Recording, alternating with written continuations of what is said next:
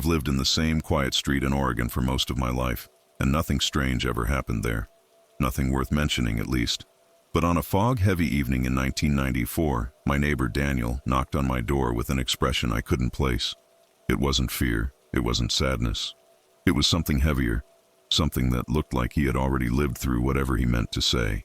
He stood there with rain dripping from his jacket, staring at me like he needed to memorize my face before speaking. I remember the way the porch light flickered right as he opened his mouth. His voice trembled, not from the cold, but from conviction. "I need to apologize," he said. "Not for today, for what's coming." And for a moment, I didn't breathe. There was nothing in our shared history that deserved an apology, much less one delivered like a confession from a man carrying the weight of tomorrow. I tried to laugh it off, to treat it as one of those awkward neighborly moments you forget by morning. But Daniel didn't smile. He didn't blink. He only added, "You won't understand now, but you will." His words sounded rehearsed, like he'd said them before. Maybe not to me, but to some version of me I hadn't met yet. When he finally stepped back from the doorway, he looked relieved, as if he had finally completed something he wasn't supposed to interfere with. I watched him disappear into the fog between the street lamps, his silhouette fading faster than the mist itself. The night felt wrong after that, quiet in a way that made the air seem thinner. I kept replaying his voice in my head, the certainty in it, the strange gentleness beneath the urgency. It was the kind of apology someone gives when they've already made peace with the consequences. At the time, I didn't think much beyond that unease. People have their moments, after all. They say things they don't mean, or mean things they don't explain. But looking back now, that conversation was the first sign, the first fracture in a timeline I thought I understood. And the truth is, I only realized my part in all of it when it was already too late. Daniel was the kind of neighbor everyone trusted without thinking about it. Soft voice, steady hands, always ready to help with a loose fence board or a stubborn lawnmower. We weren't close, not in the way friends are, but there was an unspoken familiarity between us, the kind you build from years of brief waves and quiet conversations on late summer afternoons. That's why his apology stayed with me long after he walked back into the fog. It didn't feel like a misunderstanding. It felt like a warning whispered too early. The next morning, my routine tried to pull me back into normality. Coffee, newspaper, radio static. But everything felt slightly shifted, as if something in the world had adjusted itself overnight and I hadn't been told. For a moment, I wondered if Daniel's visit had been a dream, just another fog-soaked memory shaped by exhaustion. Yet the porch still held the faint imprint of his boots, darkened by the previous night's rain, and the light above the door continued to flicker in the same uneasy rhythm. I kept watching the street, waiting to see him again, to find some explanation, any explanation, that would make his words feel less heavy. Maybe he regretted something small. Maybe he misspoke. But deep down, even then, I knew it wasn't that simple. His voice carried a certainty I couldn't ignore, as if he'd already lived through what I was about to face, and the apology was his way of softening the impact.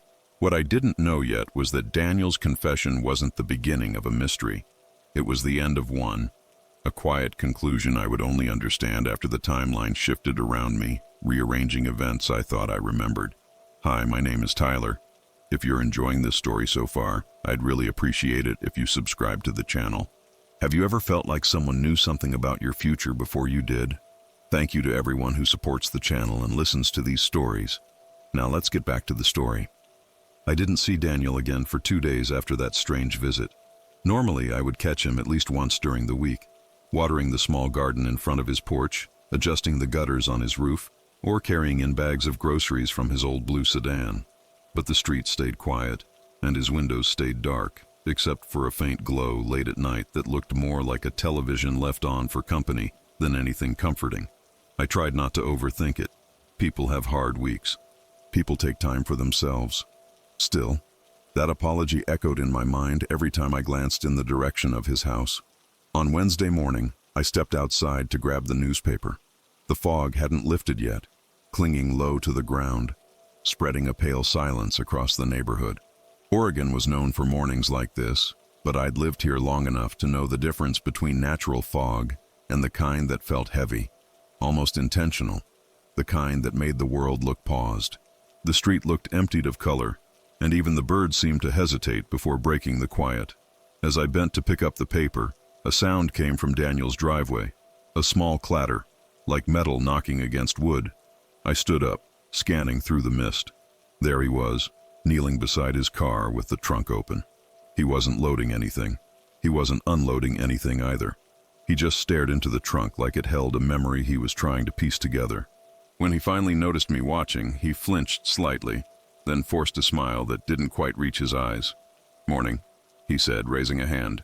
I answered the same, but before I could ask how he was, or what he meant by that visit, he quickly closed the trunk and walked toward his porch. There was something off about the way he moved, like every motion was a decision he had to think through, as if he wasn't sure what version of the morning he was living in.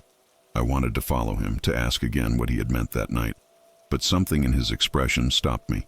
His eyes looked distant, the way someone stares when they're listening to a memory instead of the present. So I let him go and told myself I'd try again later. Around midday, the fog finally thinned. I spent a while cleaning the small workshop behind my house, sorting through tools I rarely used anymore. I tried to distract myself, but my mind kept circling back to that apology. Not just the words, "I need to apologize." Not for today, for what's coming, but the tone he used. Not nervous, not confused, certain, like he'd already lived the mistake and was coming back from it. The more I thought about it, the more something strange bothered me. The way he looked at me that night. It wasn't the eyes of someone asking forgiveness. It was the eyes of someone who had witnessed something painful and was trying to soften the blow before I experienced it myself. By late afternoon, I decided to take a walk. Sometimes the only way to clear your head is to let your legs do the thinking for you. The neighborhood was still unusually quiet, but not empty, just muted, like everything was waiting for something to happen. As I passed by Daniel's house, I slowed down. The curtains that were normally drawn were now slightly open, just enough for me to see him sitting at his kitchen table, elbows resting on the wood, hands clasped together. He wasn't eating. He wasn't reading. He was just sitting. He looked up suddenly, almost like he'd sensed me. For a moment, our eyes met through the narrow gap in the curtains.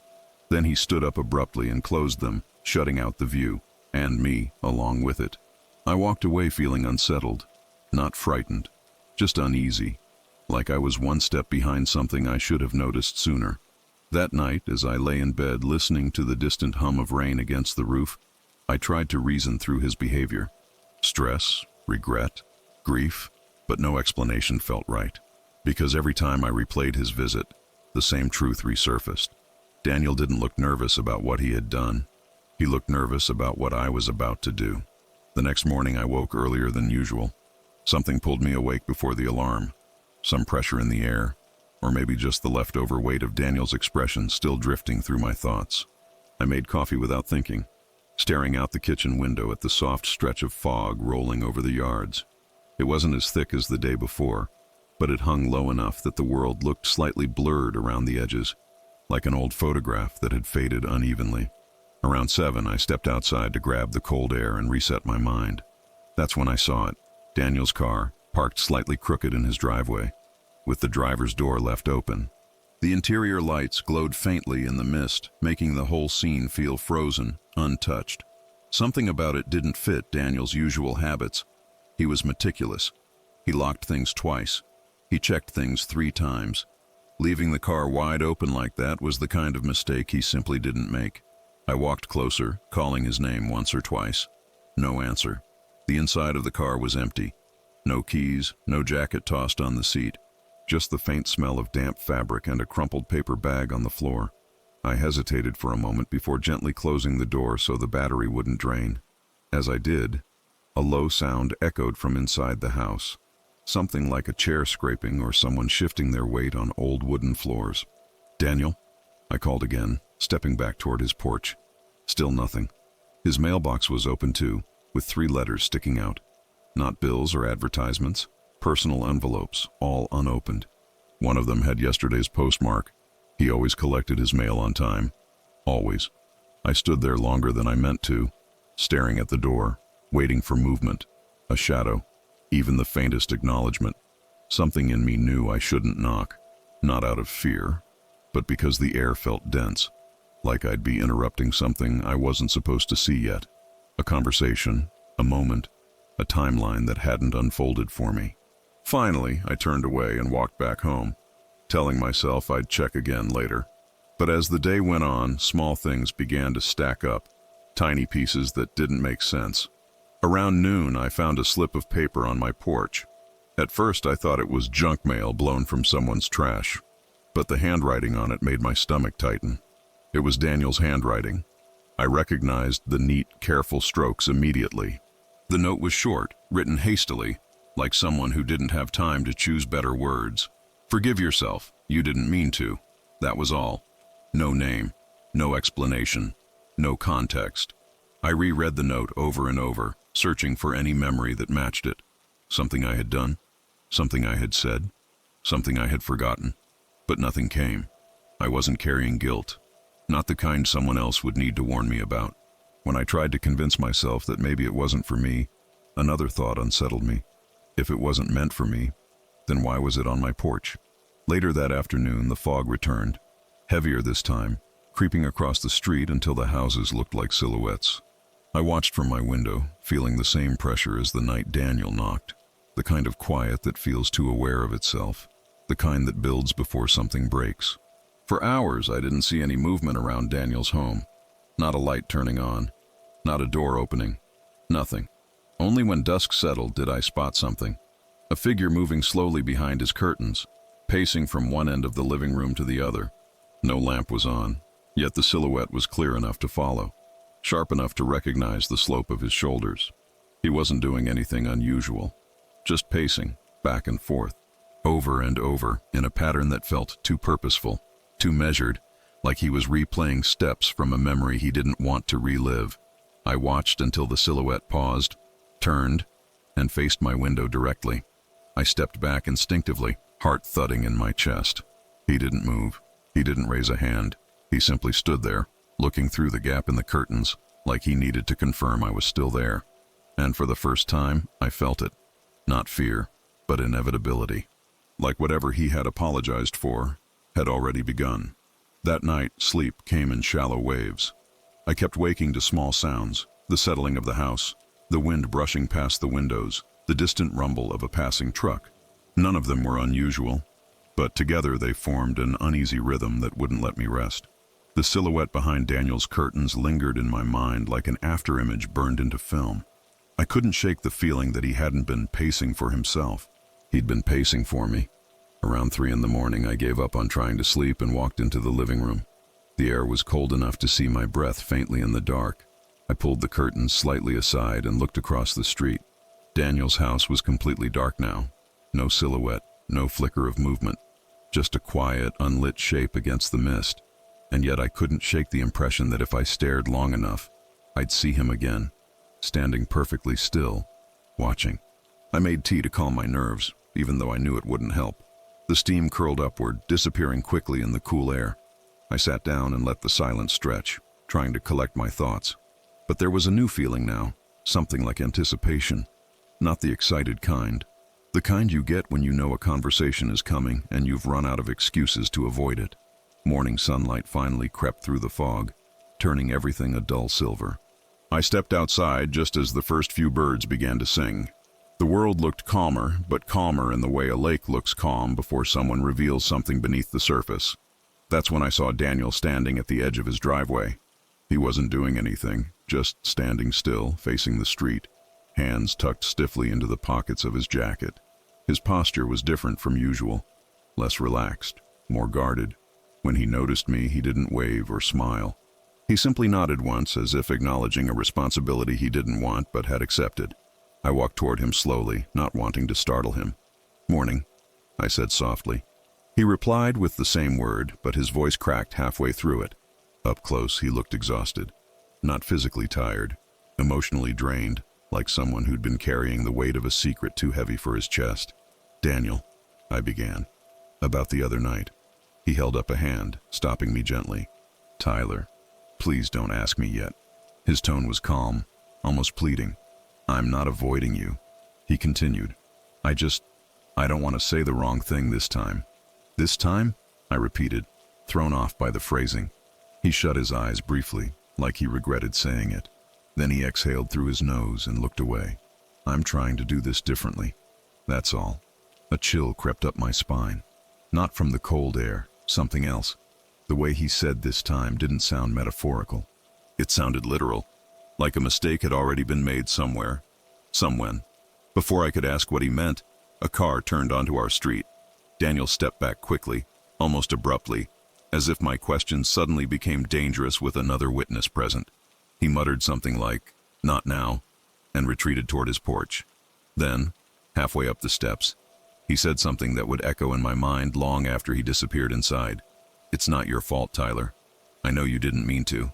It was almost the same phrasing as the note he left on my porch, but hearing it spoken aloud made it hit differently, deeper, sharper.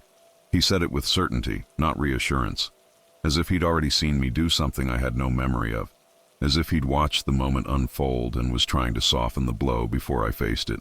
Before I could respond, he shut his door. The lock clicked, then another lock, and then the chain. I stood there for a long time, staring at the closed door, feeling a strange mixture of guilt and confusion. I hadn't done anything. I knew I hadn't. But the way he looked at me made it feel like the event had already happened somewhere, just not for me yet. And for the first time since his apology, a thought surfaced that I couldn't ignore. What if Daniel wasn't warning me about something he did? What if he was warning me about something I was going to do? Over the next few days, I tried to keep my routine intact. Wake up early, make coffee, skim the newspaper, walk the neighborhood. But everything felt slightly misaligned, as if the world had been nudged a few inches to the left while I wasn't looking. Small things felt wrong in subtle ways. The radio cut out for a second longer than usual. The old porch light flickered in a pattern that felt too deliberate. Even the way shadows stretched across the street seemed changed, like they belonged to a different time of day. But the real difference was Daniel. He wasn't avoiding me the way someone avoids an uncomfortable conversation. It was more deliberate than that, more careful. He stepped outside only when the street was empty, moving with this strange, purposeful slowness, like he was trying not to disturb something fragile. Once I saw him standing at his mailbox, staring at a letter with a troubled expression. He didn't open it. He just turned it over in his hands as if testing its weight before slipping it, still sealed, into his coat pocket. I wanted to ask him what was going on. I wanted to demand answers. But every time I tried to approach him, he tensed. Not in fear, but in recognition. Like he expected me to say something specific, something he had already heard once before.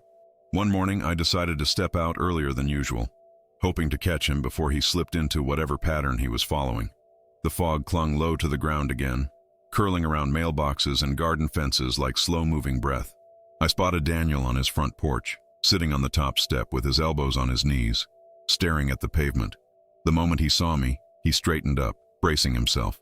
"Daniel," I said softly, "we need to talk." He nodded, but didn't stand. "I know," he replied. "I've been waiting for this." The phrasing made my pulse tighten.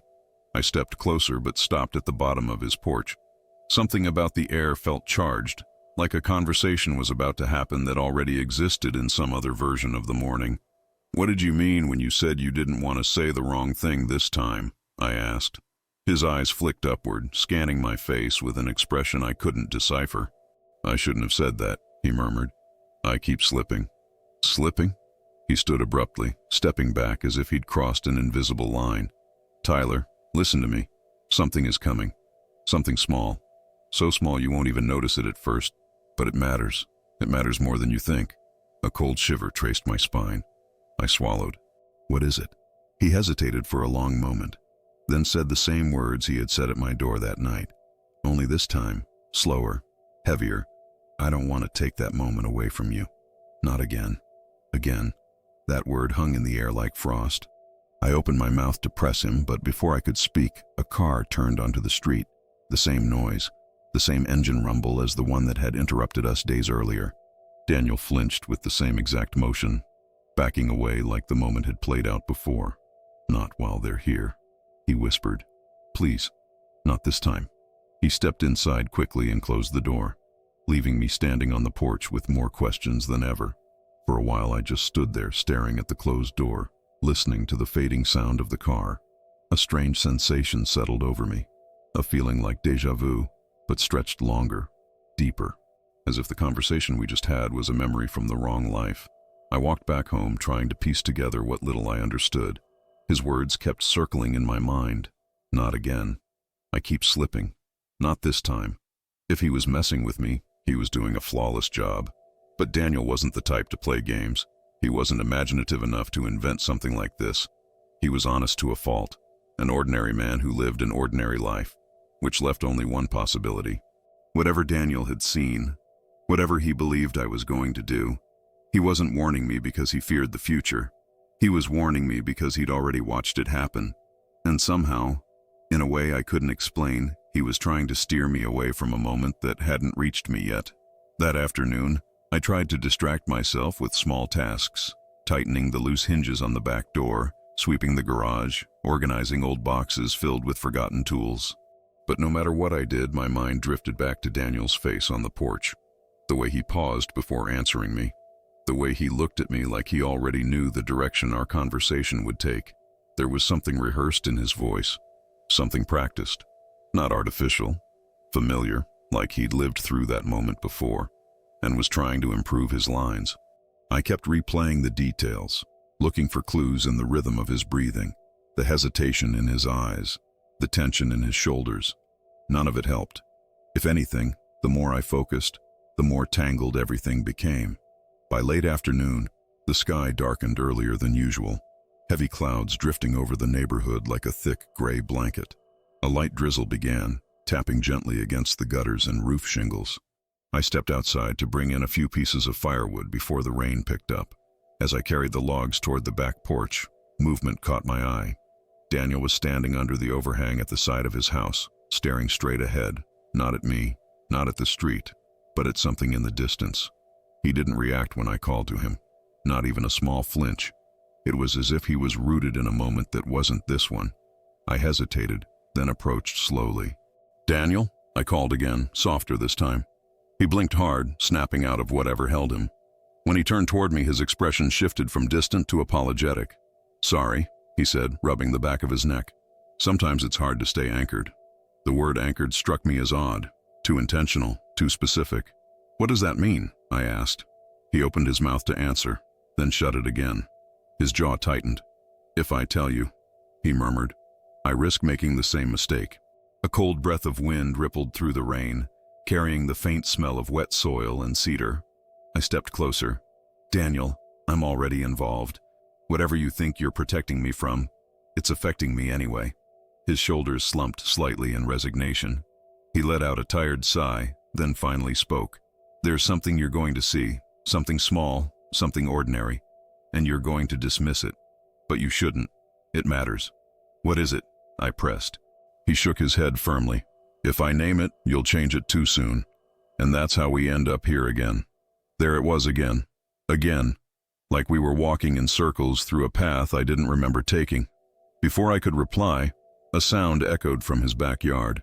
A metallic clatter, followed by a thud. Daniel stiffened instantly, turning toward it with an expression I can only describe as recognition. Not surprise. Recognition. "That's it starting," he whispered. I peered into the shadows behind his house, but the rain and dim light blurred everything. "What was that?" I asked. He didn't answer. Instead, he stepped backward, distancing himself from me, almost as though I had become dangerous simply by being close. His breathing quickened, and for the first time I saw genuine fear in his eyes. Not fear of the noise, not fear of the moment, fear of me. "Daniel," I said quietly, "why do you look at me like that?"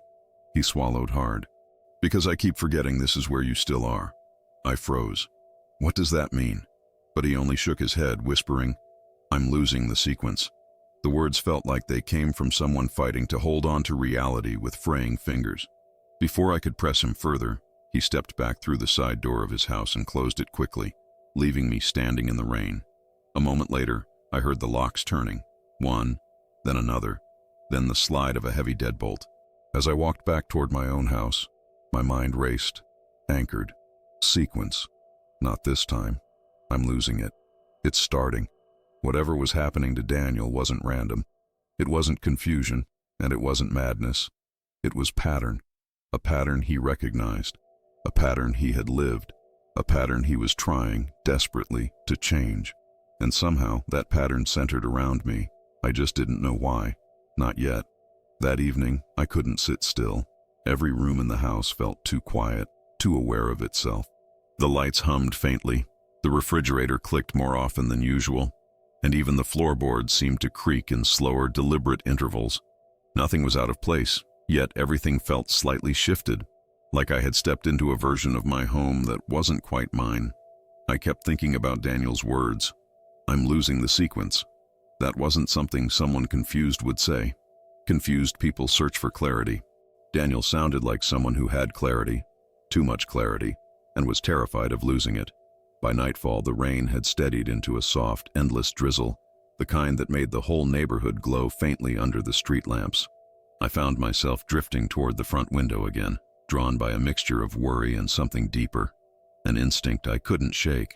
Daniel's house was dark, completely dark, not a single lamp on. Even his porch light, which usually flickered on automatically at dusk, stayed off.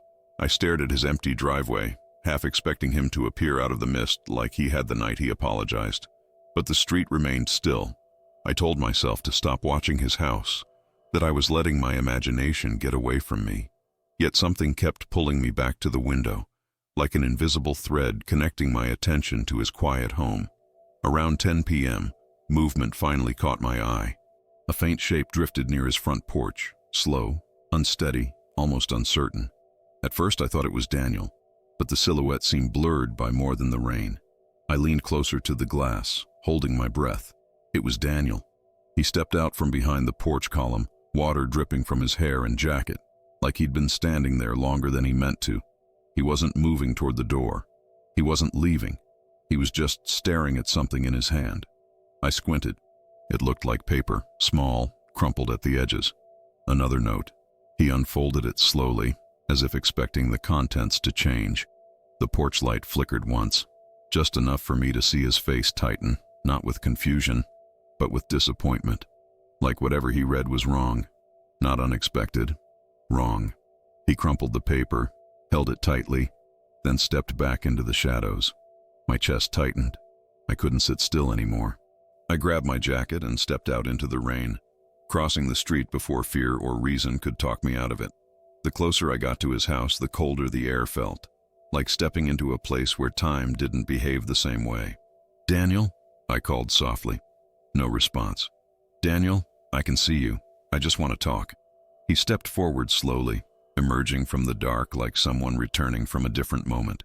His eyes shifted toward me, not startled, but resigned. "I wasn't ready yet," he murmured. "For what?" I asked. He didn't answer right away. Instead, he opened his hand, revealing the crumpled note. He didn't give it to me. He just let me see it from a distance. The ink was smudged, but I could still make out fragments of the handwriting, curving lines, familiar angles, familiar in a way that made my stomach turn, because it looked like my handwriting. Before I could react, Daniel closed his fist around the note again, hiding it as if revealing too much would break something delicate between us. "You shouldn't have come over tonight," he whispered. "Why not?" He stepped back, shaking his head slowly. "Because this isn't the night I'm supposed to tell you." "Tell me what?" He hesitated, breathing unsteadily. Then he whispered, "You don't understand your part in this yet. And every time we reach this point, I ruin it." A shiver ran through me, not because of the cold, but because of the quiet truth in his voice. A truth built on repetition, not imagination. "Daniel, what is happening to you?" I asked. His eyes softened, the way someone looks at a friend they already miss. "It's not just happening to me." The rain quieted for a moment, as if the world were holding its breath. He looked past me, toward my house, toward something behind me I couldn't see. His face tightened with dread. "We're close again," he said quietly. "Too close." Before I could turn around, Daniel stepped back toward his door, lifting a trembling hand. "Go home, Tyler. Please. Not tonight." And for the first time, I listened, because something in his voice, not fear, not confusion, but certainty, made me realize that whatever was waiting for me, it hadn't happened yet, but it would. I barely slept after walking back home that night. Even after I locked the door and closed the curtains, I felt Daniel's words lingering in the air. Not tonight. We're close again. The phrasing repeated in my head like a soft echo I couldn't silence, as if the moment itself had imprinted onto me. I kept replaying the look in his eyes, that mixture of anticipation and dread. It wasn't directed at what he feared I might do. It was directed at something he'd already watched unfold, something he couldn't stop. By the time dawn softened the sky into a pale silver, I was already awake, sitting at the kitchen table with an untouched cup of coffee. The house felt heavier than usual, like the walls were holding onto the night instead of letting it go. I couldn't shake the memory of the note in Daniel's hand. Familiar handwriting, a curved line that looked too much like my own. I tried to tell myself it was a coincidence, but the thought tightened my chest. I finally stepped outside just as the fog began to thin. The street looked washed out by the early light, the pavement still wet from last night's rain. Daniel's house, though, looked different. Not visually, nothing physical had changed, but something about its presence felt off, as if it didn't fully belong to the same morning as the rest of the neighborhood. I hesitated before heading to work. I wasn't far behind schedule, but my mind wasn't steady enough to deal with anything normal. I walked toward my car, then stopped halfway down the driveway. Something pulled my attention sharply to the side, toward the corner of Daniel's porch. A small folded paper rested there, weighed down by a smooth pebble. I shouldn't have walked toward it. I should have ignored it, pretended I didn't see it. But my feet moved before my mind could intervene. As I approached, a familiar unease crept through me, like the moment was already etched into memory, waiting for me to recognize it. The paper was damp around the edges, but still legible. No envelope, no name. Just a short message written in the same handwriting I had seen in Daniel's fist the night before. 4 words. Don't speak to him. My throat tightened. I scanned the houses instinctively, half expecting someone to be watching me, but the street was empty. The message was vague, but exactly the kind of vagueness that unsettled me more than any explanation would. I unfolded it further, hoping for clarity. On the underside, written faintly, as if someone traced the letters under dim light, was another line. You change everything. My hands trembled slightly. There was no signature, but the handwriting was clear. It wasn't Daniel's. It was mine. A cold wave rolled through my chest, numbing my breath. I stepped back, the paper shaking between my fingers. I didn't remember writing it. I couldn't have. But the familiarity of the strokes was undeniable. Every loop, every angle, the slight pressure at the end of certain letters. I placed the paper back under the pebble and retreated toward my driveway, my pulse thudding unevenly in my chest. There were explanations, rational ones, comforting ones. Maybe I'd scribbled something absent-mindedly days ago and forgotten. Maybe someone else's handwriting just resembled mine. But deep down, where instinct overrides reason, I knew better. Something was happening, something that wasn't linear, something that didn't belong to the simple, predictable flow of days. As I reached my car door, I noticed Daniel's curtains shift ever so slightly. A narrow gap opened, and for a brief second, I saw his eyes watching me. Not hiding, not startled. Watching, like he needed to know whether I had found the note. When our eyes met, he closed the curtains immediately. The gesture wasn't hostile. It was defeated. I drove to work with my mind stuck between fear and an approaching certainty I wasn't ready to face. Every turn of the wheel felt rehearsed, every traffic light strangely familiar. The world around me seemed unchanged, yet I felt like I was tracing the outline of something I had already lived through once. At each stop sign, I caught myself glancing at the passenger seat, half expecting another note, another warning from a version of myself I hadn't met yet. By the time I reached the parking lot, a quiet truth settled into my chest. Daniel wasn't the only one slipping through sequences. He wasn't the only one repeating moments. Something was happening to me too. I just didn't understand it yet. The workday passed in a blur. I remember sitting at my desk, staring at forms I'd filled out 100 times before, but none of it staying in my mind. People walked by, greeted me, asked small questions, and I responded automatically, but it felt like I was answering from a distance, like I was hearing myself through a wall. Every time I blinked, the image of that note, "You change everything," flashed behind my eyelids, and worse, the looping certainty that the handwriting was mine. By lunchtime, the edges of the day felt frayed, as though every second tugged at a loose thread in the fabric of my memory. A déjà vu here, a flicker of recognition there. Nothing dramatic, just enough to make my stomach tighten each time the sensation passed. When I left work, the sky had darkened again in the way Oregon often does. Slowly, quietly, with a grayness that feels more like a thought than a weather change. The drive home felt familiar, but familiar in the wrong way. I couldn't place it at first. Then, halfway through the route, I realized why. Every turn, every street, every stop felt like I'd driven it recently. Not this morning, but much closer. Minutes ago even. A faint double memory shadowed each movement, making it seem like I was repeating something I hadn't consciously lived. By the time I reached my neighborhood, my hands were shaking slightly on the wheel. Daniel's house came into view the way a face appears in a memory, slowly, gradually, as if it were surfacing from beneath something. His porch light was on for the first time in days, but the glow felt wrong, almost discolored by the fog. Not warm, not inviting, just a pale, tired light. As I parked, I noticed him standing on the side of the house again, half hidden by the overhang, like the night before. But this time, he wasn't staring into the distance. He was watching me, not with fear, not with anger, with a kind of heartbreak. Our eyes met for a moment. Something inside him seemed to collapse. I stepped out of the car cautiously, unsure if approaching him was a mistake. The note had said not to speak to him. But how could I not? How could I pretend that everything was normal when the air between us felt charged with something neither of us understood? "Daniel," I said quietly, "are you okay?" He didn't answer immediately. When he finally spoke, his voice was thin, frayed at the edges. "You weren't supposed to find that note yet." My breath caught. "What does that mean?" He pressed his lips together, struggling with something internally. "I keep trying to shift things, but it always pulls back." "What pulls back?" I asked. He shook his head. "The moment. The moment always finds you." Rain began to fall, soft at first, then steadily. Daniel didn't react to it. He just stared at me, as if trying to memorize my expression the way he had on the night of the apology. "You need to listen to me, Tyler," he said softly. "There are things you'll want to ask, questions you'll think you need answers to, but the more you ask, the worse you make it. Every time." "Every time," I repeated, the words scraping something raw in me. "Daniel, how many times has this happened?" He looked at the ground, rain dripping from his hair. "Enough to know I can't get it right." A cold quiet settled between us.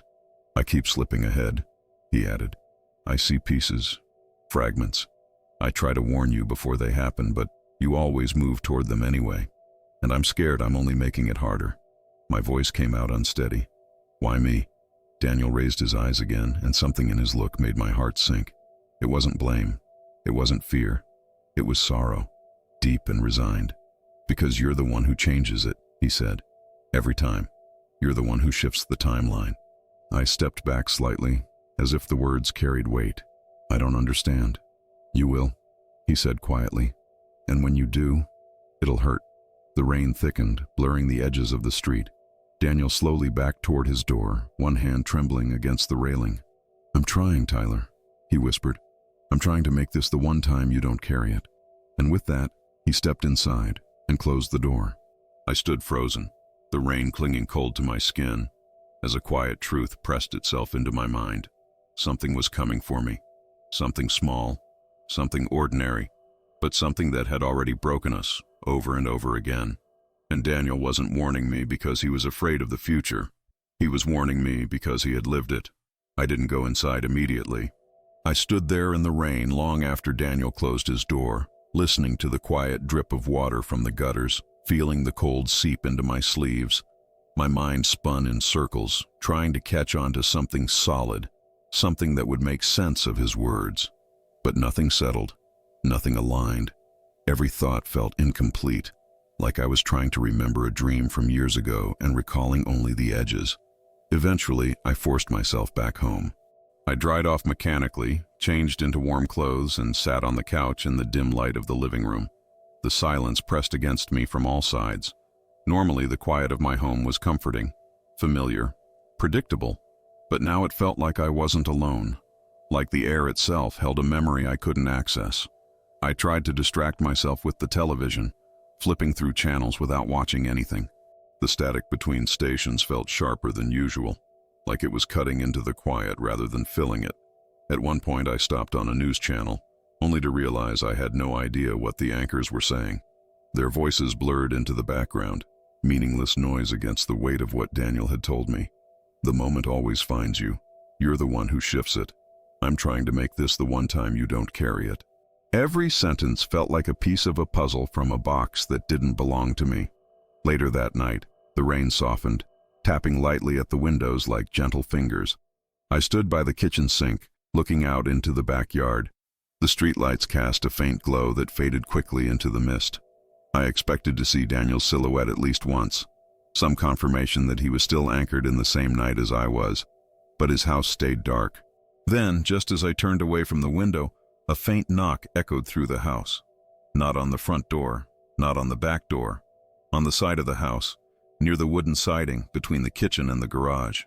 A single knock, soft, intentional. I froze, listening. Rain couldn't have made that sound. It was too distinct, too rhythmic. I moved slowly to the side window. The glass was fogged on the inside from the warmth of the kitchen, so I wiped it with my sleeve. At first I saw nothing but darkness. Then a shape moved, just a hint, a shift of shadow near the corner of my house. I leaned closer. Someone was standing beside the siding. Someone very still, their head lowered, shoulders slumped. My chest tightened. "Daniel?" I whispered, though I knew it wasn't loud enough for him to hear. The shadow moved again, barely, and the faintest shape of an arm shifted upward, reaching toward the wall. A hand pressed flat against the siding. Another knock, soft, measured, almost like a signal. I couldn't move, couldn't breathe. Slowly, the figure stepped back, just enough for the streetlight to catch the edge of their coat. The fabric looked dark, soaked from rain. I reached for the window lock, unsure why, maybe instinct, maybe fear, but before I could lift it, the figure lifted their head. For a split second, their face was visible. It was me, not older, not younger, just me, standing outside my own house, drenched in rain, staring back at me with an expression I couldn't place. Not fear, not anger, something quieter, something resigned. My breath hitched. I stumbled backward, gripping the edge of the kitchen counter with shaking hands. When I looked again, the figure stepped away from the house, melting into the fog until the darkness swallowed everything. I stayed frozen for several minutes, heart pounding so hard it hurt. Eventually, I forced myself to move. I grabbed my jacket, trembling, and hurried outside. The rain had nearly stopped. The night air smelled of wet cedar. I walked around to the side of the house where the knocks had come from. There was no one there. No footprints, no signs of anyone standing close to the siding. But pressed against the wall, protected from the rain, was a small folded piece of paper. My throat closed as I picked it up. The handwriting was mine. 4 words. The same 4 as before. Don't speak to him. Except this time there was one more line beneath it, written more hastily, almost shaking. You're running out. I didn't know what I was running out of. Time, choices, chances. But standing there in the cold night air, the truth settled heavy in my chest. Whatever was happening to Daniel, whatever he feared, it wasn't just coming for me. It was already here. I didn't go back inside right away. I stayed in the cold mist of the night, staring at the note in my hand as if it might suddenly make sense if I held it long enough. The words looked rushed, almost desperate. The letters slightly uneven, the pressure of the pen heavier than before. If it truly was my handwriting, then this wasn't just a warning. It was a memory from the wrong direction. I walked back to the porch slowly, as if moving too fast might draw attention from something watching me. Something close. The street looked still, quiet, almost frozen. Even the usual hum of distant traffic felt muted. I kept expecting Daniel's door to open, for him to step out and tell me he'd seen something too. But his house remained dark and silent, its windows reflecting only the faint glow of the street lamps. Inside my home, the note felt heavier than paper. I placed it on the dining table carefully, as if setting down something fragile, and sat across from it. The room was dim, illuminated only by a small lamp in the corner. Shadows gathered in the corners, thick and unmoving, like they were listening. After a while, I stood and poured myself a glass of water I didn't drink. My hands wouldn't stop shaking. When I finally forced myself to breathe, I realized something unsettling. I wasn't afraid in the way I should have been. The fear was there, yes, but beneath it was something else. A familiarity, a strange, quiet recognition, as if this wasn't the first time I'd held that note, as if some part of me already knew what it was warning me about. I turned off the kitchen light and moved into the living room, the house feeling larger and emptier than it had any right to. I sat on the couch and closed my eyes, trying to replay the moment I saw myself, the angle of his shoulders, the tilt of his head, the way he hesitated before pressing his hand to the siding. That hesitation haunted me. It wasn't random. It wasn't confused. It was careful, like he didn't want to interfere too much, like he knew exactly how close he could get before causing damage. As the thought sank deeper, a memory flickered. Brief, sharp, gone in an instant. A sensation, not a visual. The feeling of cold rain running down my sleeves, but not from tonight. A different night. A night I didn't remember, or hadn't yet. My chest tightened. I grabbed my jacket and stepped outside again, unable to stay still. The night air hit me hard. Cold, damp, almost metallic. I walked toward Daniel's house slowly, as if approaching something fragile. The fog thickened around his porch, curling like smoke against the steps. The porch light, which had been on earlier, was off again. I stopped at the bottom of the steps. "Daniel," I called softly. Silence, but not empty silence. Weighted silence. The kind that holds a presence in it. I stepped one foot on the first step. Before I could lift the other, a soft sound came from inside, barely audible through the door. Not movement, not footsteps. A voice, not full words. Just a low murmur, as if someone were repeating a phrase over and over, trying to remember it correctly. I leaned closer. The voice was Daniel's.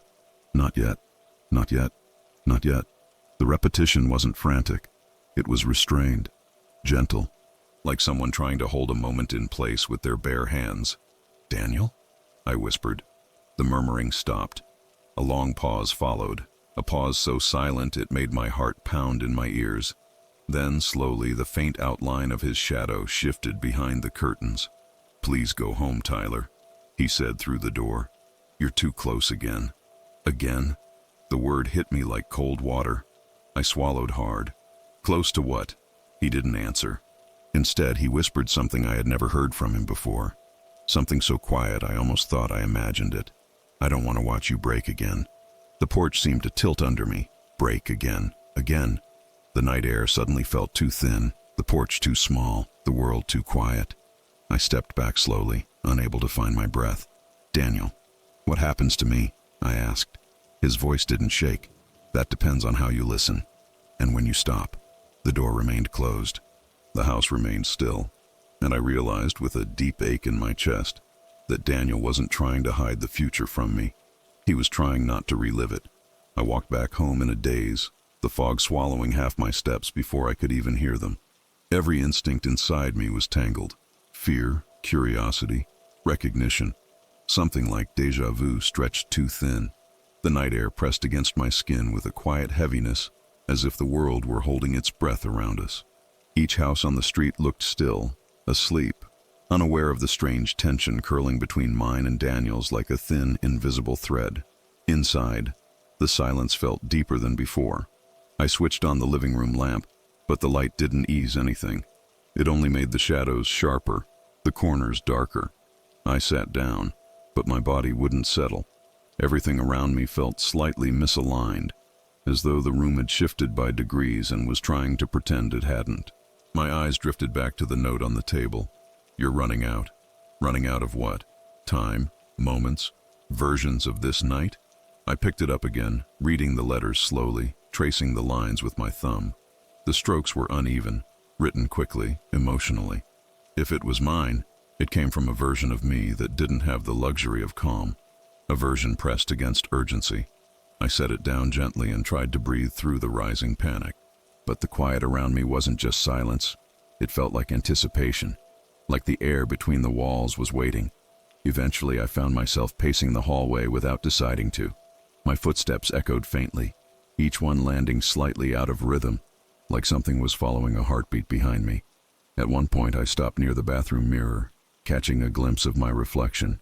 For an instant, just a fraction of a second, my reflection didn't look like it moved with me. I froze, leaned closer, stared, but the reflection stared back normally. My face pale and strained, my eyes tired. I stepped away, shaking the unease from my shoulders. Maybe I was imagining it. Maybe exhaustion had finally taken hold after nights of fog, rain, and cryptic warnings. I made my way to the kitchen, pouring water into a glass just to feel the movement in my hands. The house stayed still, painfully still, except for one sound, the faintest creak of wood from somewhere deeper inside. I stiffened. It wasn't loud, it wasn't alarming, but it was deliberate. I waited, breath held, ears straining. Another creak came, soft, careful, like someone shifting their weight on the floorboards while trying not to be noticed. My heart thudded once, deeply. "Daniel?" I whispered, though part of me already knew it wasn't him. Silence. For a long moment I didn't move. The house felt suspended, balanced on a thin edge. I slowly set the glass down and turned toward the hallway, listening. A faint rhythmic tapping echoed, soft, spaced, almost like fingers against wood. Except the tapping wasn't coming from outside. It was coming from inside one of the walls. A quiet dread climbed through my chest. I stepped closer to the hallway wall, pressing my ear lightly against it. At first I heard nothing. Then, slowly, unmistakably, the tapping returned. 3 taps. A pause. 3 taps again. Not random, not structural. Intentional. I backed away, breath shallow. Something about the pattern felt familiar. Too familiar, like I had heard it before, not in this moment, but in another version of it. A memory surfaced briefly, grainy and incomplete. Rain, darkness, wood, and the cold sensation of my hand knocking from the wrong side of the wall. I shook my head hard, refusing to fall into the thought. I turned toward the living room, intending to leave the hallway entirely, when a sudden flash of movement caught my eye through the front window. Someone was standing on my lawn. I stepped closer, slow and careful, pulling the curtain aside by an inch. It wasn't Daniel. It wasn't a stranger. It was me. Not the version I'd seen near the siding. This one was closer, more defined. The rain soaked through his jacket, the streetlight carving pale lines down his face. His expression was hard to read. Sadness, exhaustion, maybe resignation. But there was something else behind it too. Determination. He raised one hand slowly, palm outward, as if telling me not to move, not to step outside, not to approach him. My breath hitched. He didn't knock, he didn't speak. He just held that gesture, quietly, firmly, like someone trying to guide a version of themselves away from a mistake. Then, as quickly as he appeared, he stepped backward into the fog. The streetlight flickered once, and he was gone. I stood at the window for a long time, unable to move. The tapping in the wall gone. The house silent again. Whatever was happening, it wasn't random anymore. It was building, narrowing, converging, and for the first time, I felt certain of something. I wasn't the only Tyler on this street tonight, and none of them were here to haunt me. They were here to stop me. I didn't sleep. I couldn't. The house felt different now, like it was holding more than just me inside its walls. I kept every light on, not because I thought it would protect me, but because the darkness seemed to shift when I wasn't looking. I sat at the dining table with both notes in front of me, reading them again and again until the ink almost blurred in my mind. Don't speak to him. You change everything. You're running out. The messages didn't contradict each other. They aligned, like pieces of a warning circling the same center. What unsettled me more than anything was how each note felt heavier than the last, as if written under growing pressure. A version of me was trying to stop something. Something small, maybe. Something ordinary. But something that mattered enough to ripple across timelines. What could I possibly do that would fracture so much?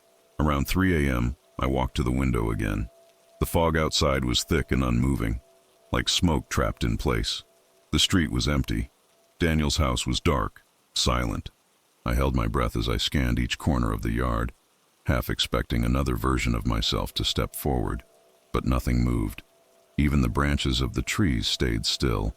Still, the air felt watched. Eventually, exhaustion broke through the adrenaline that had been holding me upright. I lay down on the couch, leaving the lamp on beside me. I didn't mean to fall asleep, but the quiet pulled me under in slow, uneven waves. I don't know how much time passed before I woke to a faint sound. Not knocking, not footsteps. A soft scrape, like paper sliding across wood. I sat up slowly. The dining table was still in view from the couch. The notes hadn't moved, but something else had. A new piece of folded paper rested beside them. Smaller, thinner, its edges wet as if it had just been brought in from the fog. My pulse thudded in my throat. I hadn't heard the door. I hadn't heard anything, but the note was there, fresh, waiting. I forced myself to stand, each step feeling heavier than the last. My hands trembled as I reached for the paper. The moment I touched it, a chill shot up my arm. This handwriting wasn't rushed, wasn't desperate. It was calm, careful, measured. It looked like mine, years older. I unfolded it gently. Only one sentence was written. Stop trying to understand him before it happens. I stared at the words until they blurred. Before what happens? My breath grew shallow. Something inside me, some instinct I didn't recognize, told me the note wasn't talking about Daniel at all. It was talking about me. I sank into the chair, hands gripping the paper so tightly it crinkled. The room seemed to tilt, the edges bending like a photograph developing wrong. I felt the weight of something pressing against my thoughts, something I couldn't see but could almost remember. A moment, a choice, something that kept repeating. A soft knock broke my spiraling panic. This time it was at the door. One knock, a pause, two knocks, a long silence. I stood slowly. My legs felt weak as if the floor beneath me wasn't steady. I walked toward the door, every step echoing too loudly in the quiet house. "Daniel?" I called softly. Another knock. Same pattern. I reached the door and rested my hand on the knob, but something stopped me. A deep, gut-wrenching certainty I couldn't explain. I looked down. Another note had been slipped under the door. I bent to pick it up, breath trembling. This one was written in a different handwriting. Daniel's. The letters were uneven, shaking, as if written in fear. "Don't open it. He's not where you think you are." I backed away from the door instantly. My heartbeat pounded so hard my vision flickered. I stared at the wood, expecting someone who looked like me, to knock again. But the house fell silent. The air felt heavier, like time itself had thickened. Daniel's warning echoed in my skull. "You're too close again. I don't want to watch you break again." For the first time, I let myself think the thought I'd been avoiding. This wasn't about danger.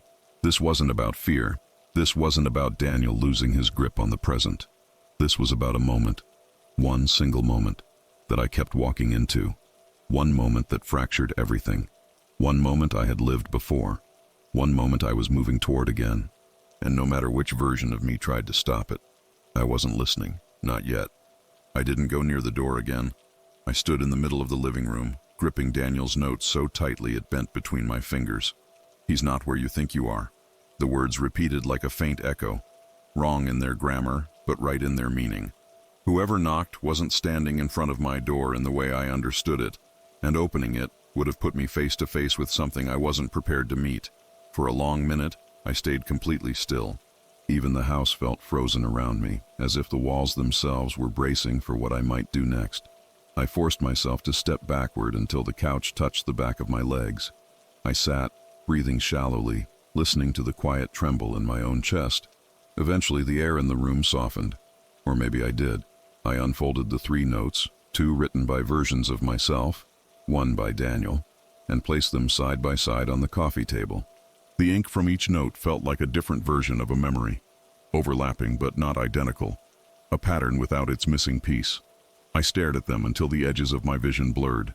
"Don't speak to him. You change everything. You're running out.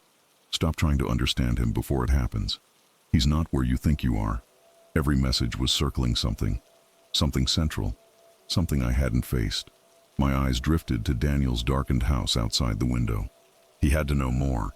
He had to know what these versions of me were trying so desperately to prevent. The thought of stepping outside made my stomach twist, but staying here, waiting for another knock, was worse. So I grabbed my jacket, slipped quietly out the back door, and walked into the cold mist. The air outside felt sharper, cleaner in a way that didn't belong to the hour. Streetlights glowed faintly, their halos flickering in the fog. I walked along the edge of my yard, each step slow, quiet. It felt wrong to move too quickly, as if rushing might draw the wrong version of myself out of the dark. When I reached Daniel's property, I hesitated. His house looked drained, like something inside was collapsing in on itself. The curtains were drawn, no lights, no movement, and yet the air around it felt dense, charged with something unsaid. I approached the porch carefully, my heartbeat quickening with each step. When I reached the top, I noticed something odd. The door, usually bolted, chained, locked 3 ways, was slightly open, just enough to see a sliver of darkness inside. I swallowed hard. "Daniel?" I whispered. No answer. I pushed gently.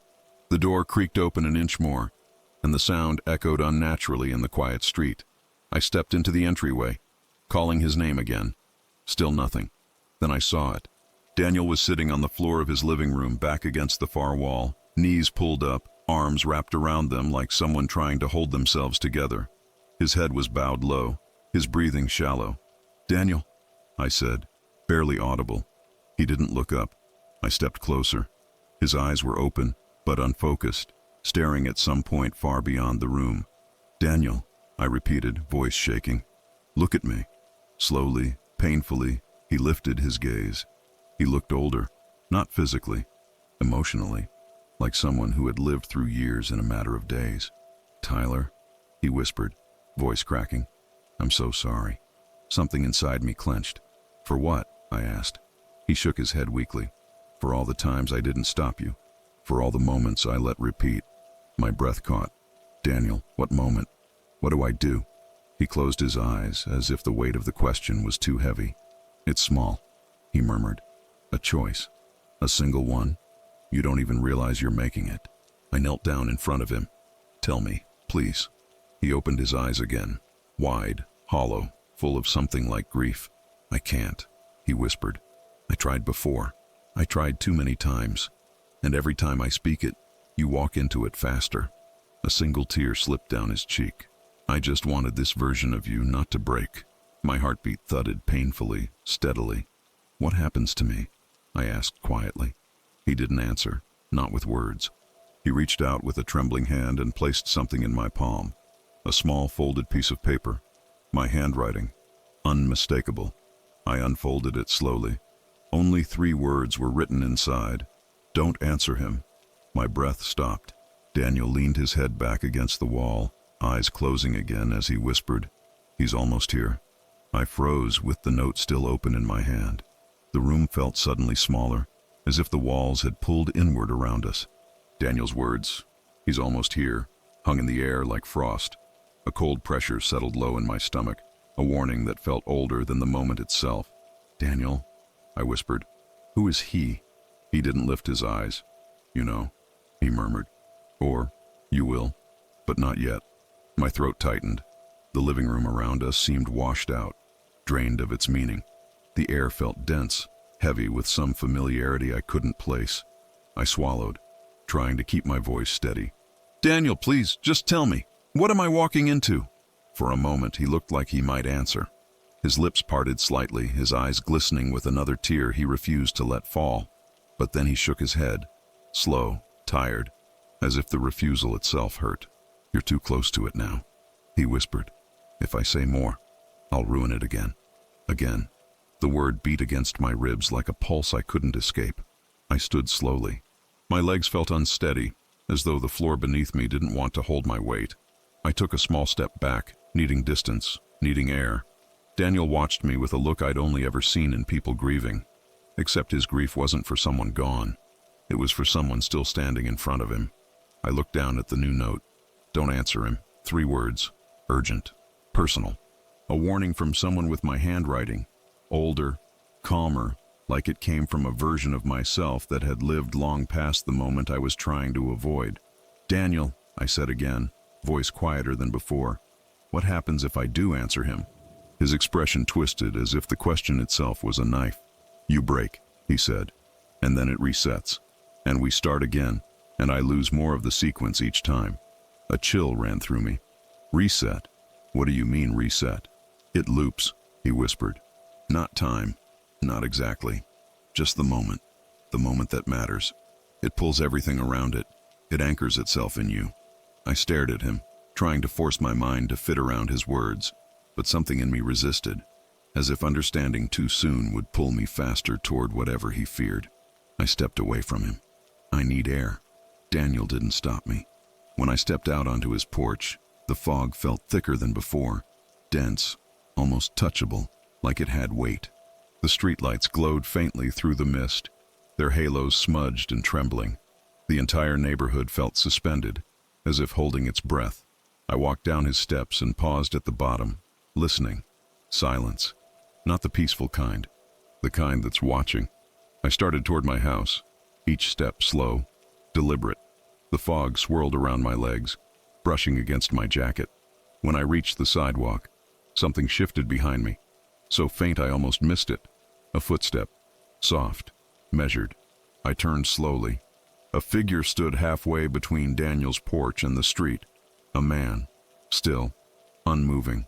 The fog hid the details of his face, but I recognized the posture, the slight tilt of the head, the shape of the shoulders. My breath caught in my throat. It was me, another version of me, third, fourth. I couldn't tell anymore. He didn't come closer. He didn't speak. He raised his hand slightly, not waving, not warning, just lifting it like someone acknowledging a familiar ache. I swallowed and stepped back. He stepped forward, only one step, slow, waited. Something about the movement felt rehearsed, as if he'd done it too many times. His expression, what little I could see, looked exhausted, heavy, like every loop, every repetition had carved years into him. I backed toward my yard, pulse racing. What do you want? I managed to whisper. He stopped, tilted his head the slightest bit, and then I heard it. A door opening behind me. Not mine, Daniel's. Daniel stepped onto his porch, voice trembling with urgency. Tyler, don't speak to him! The version of me in the fog didn't react. Daniel repeated, louder, voice cracking. Tyler, don't answer him! My hand tightened around the newest note until the paper bent sharply. Don't answer him. The version of me in the fog took one more step. Slow, deliberate, resolute, and in the faintest whisper barely audible, I heard him say, Not yet. My breath froze in my lungs. He turned, walked into the fog, and vanished. Daniel exhaled shakily behind me. You see it now? He whispered. It's starting. I didn't know what to say. Didn't know where to look. Didn't know which version of myself had just spoken. All I knew was this. Whatever was coming was no longer approaching. It was aligning. For a long moment I didn't move. The fog seemed to cling to me, to the yard, to the street, as if the night itself was reluctant to let me go. Daniel stayed on his porch, breathing hard, hands gripping the railing like he needed it to stay upright. I could tell he was watching me closely, not out of fear for himself, but fear for what I might do next. Fear of the next step in a sequence he knew too well. I finally turned to face him. Daniel, I said, my voice trembling, what is happening to me? He stepped down one stair, just one. His body leaned forward as if the rest of him wanted to follow, but he held himself back with visible effort. Tyler, you keep meeting yourself, he whispered. Versions of you that come from the moment you haven't reached yet. It hurt to hear. It felt like truth being dragged through my chest. Why? I asked. Why would I do that? Why would they come back? He shook his head slowly. You're not coming back. You're being pulled back. There's a difference. They're stuck in the loop created by the moment you break. They keep trying to warn you, but they can't change what already shaped them. I swallowed hard. And what is that moment? What did I do? You didn't do anything, he said softly. Not intentionally. That's the cruel part. The fog shifted around us, weaving silently between the beams of the porch light. I felt its damp weight on my skin, its subtle press on my lungs. Every instinct told me I was standing too close to something I wasn't ready to understand. I don't want to break, I whispered.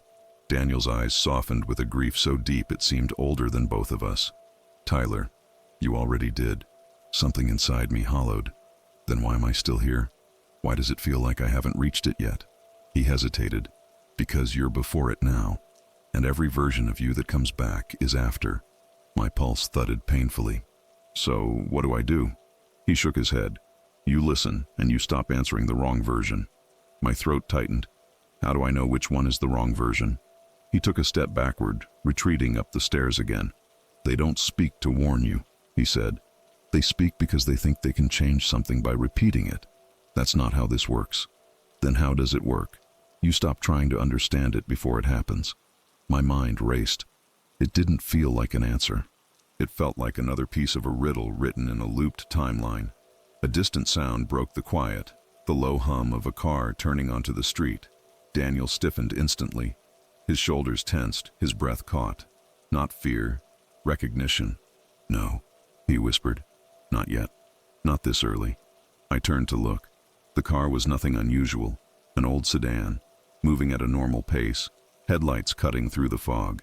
But something about it sent a ripple through me. A faint pull, like my chest recognized something my mind didn't. Daniel's voice dropped to a whisper. Tyler, go inside, now! Why? It's just a car. It wasn't supposed to happen today. I stepped backward, fear rising in me. What wasn't? He closed his eyes briefly, shaking his head in silent frustration. I don't have the sequence. I don't know the exact moment anymore. When he opened his eyes, they were filled with panic. Tyler, please, go. The car slowed in front of my house. I felt it then, deep, instinctive, almost gravitational. A tug inside me, pulling from somewhere ahead of me in time. A moment that already existed. A moment I hadn't reached yet. A moment my other selves were trying to steer me away from. I stepped toward my porch, then stopped. A figure emerged from the fog near the end of the driveway, moving toward me with careful, uneven steps. Not Daniel, not a stranger, not one of the versions I had seen before, but me, younger, maybe by a year, maybe by 5. The details blurred in the mist, but the resemblance was undeniable. He lifted his head, eyes locking onto mine with a quiet ache. Tyler, he whispered, voice trembling, don't. A hand grabbed his shoulder from behind and pulled him back into the fog. I staggered. Daniel shouted something, but the words didn't reach me. The car's headlights flared in the mist. My heart pounded. Somewhere in the fog, a version of me screamed, not in fear but in frustration, in recognition, in repetition. And in that moment, with every version of myself converging toward the same point, I understood one thing with absolute certainty. This wasn't about what I would do. It was about what I had already done, what I hadn't reached yet, but they had. I don't remember the next few seconds clearly. They exist the way a fading dream does, fragmented, half-remembered, interrupted by sensations instead of images. A flash of headlights, the fog lifting in a single breath, Daniel shouting my name with a desperation I had never heard in him before. And somewhere in that confusion, the younger version of me, his hand reaching for mine before being pulled backward into the dark. Then everything went still. The car passed, slowly, quietly, like it didn't belong to the moment at all. When I finally turned, Daniel was standing at the edge of his porch, trembling, his face pale in the soft glow of the streetlight. He looked at me the way someone looks at an old photograph, relieved it exists, terrified of what it means. It's done, he whispered. I didn't understand. Not fully, but I felt something loosen inside me, like a knot I'd carried for years without knowing its shape. The street around us felt different. Not lighter, not safer, just quieter, as if the versions of myself that had been drifting through the fog had finally stepped out of this moment's reach. I walked toward Daniel slowly. He stepped down a single stair, meeting me halfway, his voice barely audible. You didn't answer him this time, he said. You broke the loop. I wanted to ask what the loop had been, what I'd been repeating, what I'd done in the version of the moment that had fractured everything. But when I opened my mouth, no sound came. A stillness settled over me, gentle, fragile, almost peaceful. Maybe I wasn't meant to know. Maybe some truths only hold shape when they're carried in silence. Daniel rested a hand briefly on my shoulder. Whatever it was, he whispered, you don't have to live it again. The fog thinned around us. Morning wasn't far. And for the first time in days, I felt the strange, unfamiliar sensation of a moment that belonged entirely to me.